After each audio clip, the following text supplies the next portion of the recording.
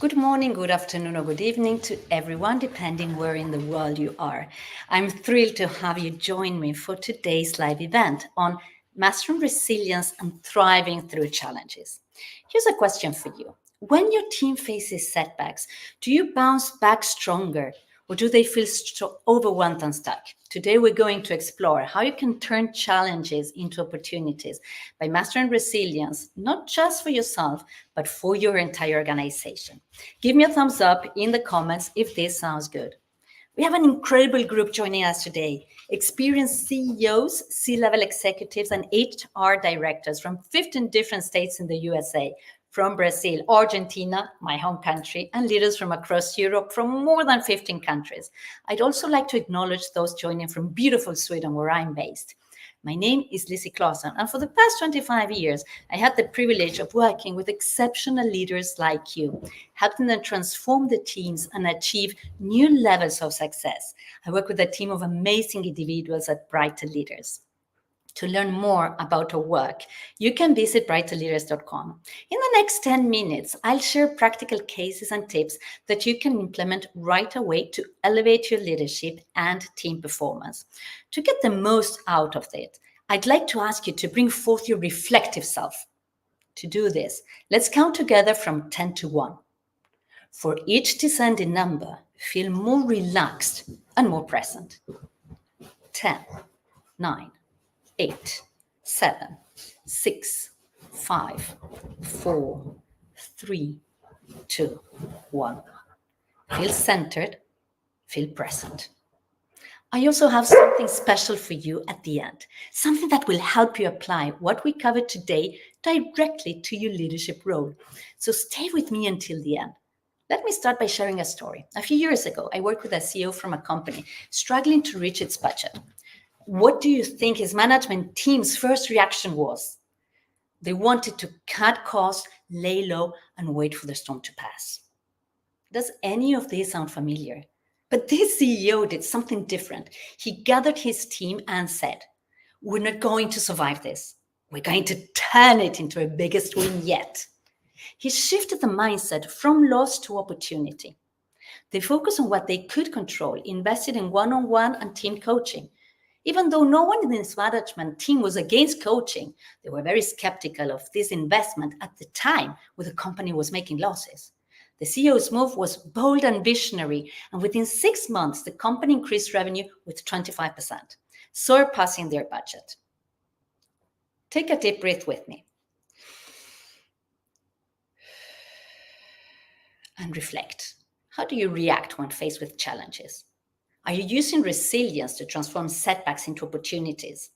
This approach is something I bring up in my book. Here's something surprising.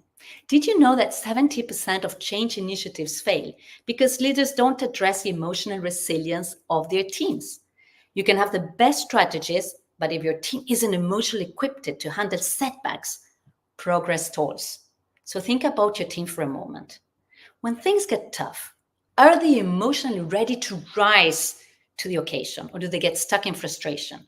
Let's dive into the first key point. You've probably heard about the importance of having a growth mindset, but here's the next level, a growth culture. It's not enough to have a growth mindset as a leader. Your entire team needs to see setbacks as part of growth.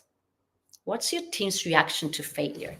Do they see it as learning opportunities, or does blame take center stage? I worked with a company that has a subconscious pattern of moving towards blaming culture. Why am I saying subconscious? Because if you talk to people, no one liked this blaming subculture that had been created. Yet, so many were pointing fingers. One of the things we did working together with the management team was to reframe failure as a learning moment by encouraging leaders and employees to ask themselves questions like, what can we learn from this? What could be positive with this setback? One of the things we did was to institutionalize the idea of putting on the explorer's hat, leaning into situations where curiosity. In every meeting room, there was a kind of Indiana Jones hat on the table, just to remind people. In a few months, everyone was asking empowering questions. It was so beautiful. When setbacks occur, does your team focus on blame, or do they seek out for lessons? This approach is one of the many tools I dive into in my book, where I outline practical steps to transform setbacks into a team's biggest win. It's about creating a growth culture where failure fuels success. Now, let's talk about the next critical element, emotional agility. How well do you and your team manage stress, frustration, and uncertainty in real time? I remember working with an HR director when the company was in the process of a reorganization. The stakes were high and tensions were even higher. The problem was that during critical meetings, emotions were running the show. People were defensive, frustrated, and overwhelmed. Decisions were made reactively, and it was starting to impact organizational success. Anyone that resonates with this? One of the things we did was simple yet transformative. Before every meeting, the HR director implemented a 2-minute mindful pause. It allowed everyone to clear their minds and reset. And after a few weeks, the emotional tone shifted from reactive to proactive. The tone in the meetings was less tense, people started listening to each other for real, and collaboration improved noticeably. Meetings became more effective and productive. Imagine if your team could navigate through high stress situations with this kind of emotional agility. How would that change your outcomes? This is one of the many practical tools I share in my book to help leaders build emotional resilience within their teams. Now, for the third key point, resilience is not about going it alone. Many leaders still think resilience is about standing strong in the storm, but true resilience comes when you know when to lean on others. I worked with an executive who was leading an underperforming team. Her first instinct was to micromanage, take on more work, set higher standards, and hope the team would rise to the challenge. But the harder she pushed, the more they buckled under pressure. So we flipped the script.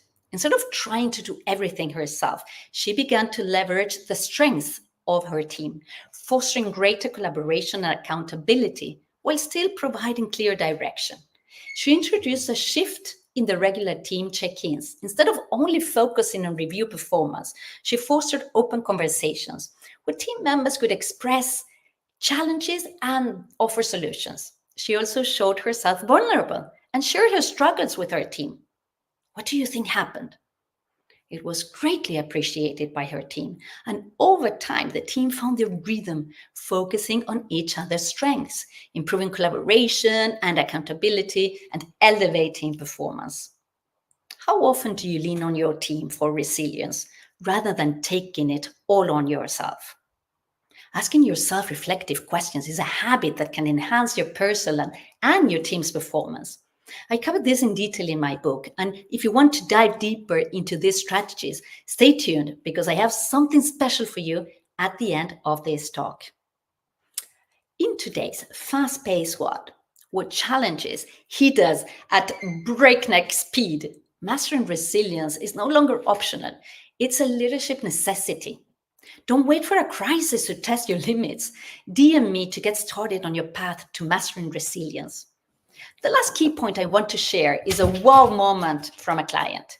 During the pandemic, I worked with a leader whose team was overloaded. But no one here has worked with a team that's been overloaded, right? One of the many things we did was to implement a simple exercise. Identify 3 things you can control in any situation. For him, it was communication, his team well-being, and weekly priorities. That clarity was a game changer. His team went from feeling lost and unfocused to feeling empowered, knowing exactly where to direct their energy.